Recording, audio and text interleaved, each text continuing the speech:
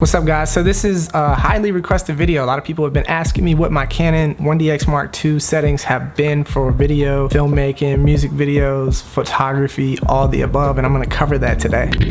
So typically when I'm shooting any type of video on my Canon 1DX Mark II, I shoot in a neutral picture profile. So with that neutral picture profile, I usually customize it and I bring the contrast all the way down. There is no actual log or flat picture profile built into this camera, so I try to do neutral and just bring my contrast down to get the most dynamic range out of it that I can. Now on some more professional shoots where I want to get that flat picture profile, I use CineStyle. I did download CineStyle and install it onto my Canon 1DX Mark II. And if you have a Canon camera and you're looking to get a flatter profile, there is a link down below where you can download CineStyle and install it onto your camera. So CineStyle is a flat picture profile that you can actually download and install on Canon cameras. It's not authentic, but it works really good. What I recommend is just testing out these different profiles and kind of figuring out what you like the best, whether it be a little bit more contrast, less contrast, a little more sharp, less sharp. You really just got to play with it and experience it and figure out what you really like the most. So on my 1DX, if I really want the best quality possible, I will use the 4K on it. The 1DX comes with 4K 24 frames per second and 4K 60 frames per second. But surprisingly, the majority of the time I'm shooting 1080p. I use my 1DX a lot for like vlogging and smaller video production shoots, some bigger production shoots as well, but for the most part, kind of run and gun filmmaking, travel stuff and vlogging stuff and YouTube videos just like this. I'm actually using it right now. So I shoot a lot of 1080p, and plus I don't usually shoot 60 frames anymore. I use 120. The 120 frames per second on this camera is super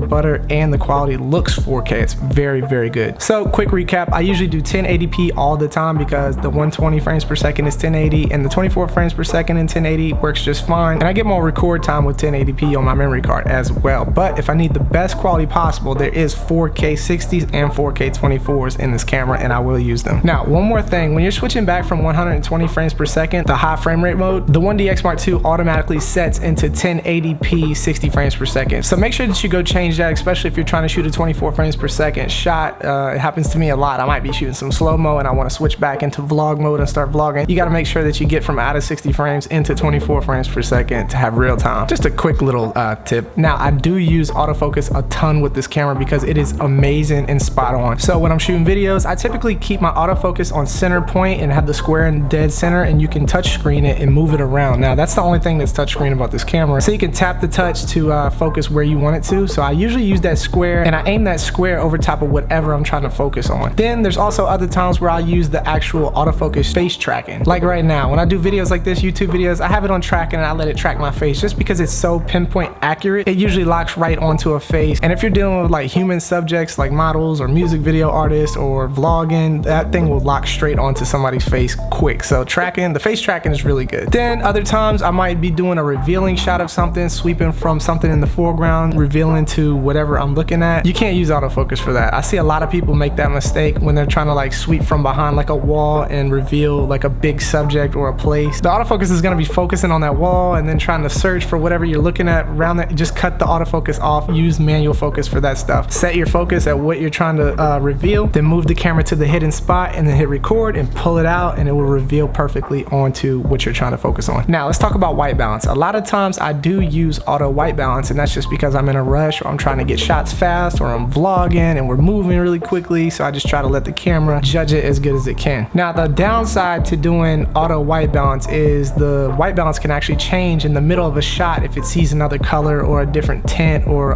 temperature of a light or anything. And this can be bad when you're going to edit your video down and you see a clip and you're filming and all of a sudden something comes through and it's like got an orange light on it and it shifts it like to a cooler white balance. The auto white balance just shifts. Now when you're trying to color grade those clips, you might put the color on the first part of the clip and then you scroll down and you see it and it's like, oh wow, it really changed. So realistically, you don't want to use auto white balance all the time. You want to try to customize it to the actual setting. So for instance, if we're outside and it's cloudy, you might want to use the cloudy preset. If we're outside and it's sunny, you might want to go to the sunny white balance preset. And you even have the option to change the Kelvin. The higher the Kelvin, the more warm it's going to be. The lower the Kelvin, the more cool it's going to be. But when it comes to white balance, all you want to make sure is anything white in your shot is actually pure white. That's how you get the best white balance. So that kind of sums it up for all my video, music video, filmmaking settings. But when it comes to photos, let me tell you real quick about my photo settings. I typically like to keep the picture profile in neutral so it has a little bit of contrast so the people that are viewing it can actually see what it looks like rather than shooting it flat. It doesn't really matter if you shoot it flat or with neutral, because at the end of the process you want to shoot raw, and when you're shooting raw you can change the exposure to whatever you want. So I like shooting neutral because when I show somebody or when I look at it, I can actually see a little bit of contrast in it and what it's actually going to look like when I'm actually in the editing process. Make sure you shoot raw. I always shoot raw. I don't even shoot JPEGs on my 1DX. I only shoot raw, and this gives you the ability to manipulate colors and change the exposure much better than an actual JPEG. A JPEG is like a locked photo a little bit, so it's like everything is kind of set, and if you try to change it, it's gonna kind of like break the picture apart and kind of make it lower quality. If you shoot raw, it's kind of like shooting on a red camera. You still have the ability to change that exposure without like a lot of breakdown of colors and breakdown of the actual photo, and you can manipulate the colors if you want your greens to be off to the, you know, yellows and a little desaturated, or if you want to take your blues out of the picture. Shooting raw is the perfect way to shoot, and that's what I shoot on my 1DX. So now that we're done talking about my settings, let's actually go grab some shots and let me show you guys how freaking sweet this camera is.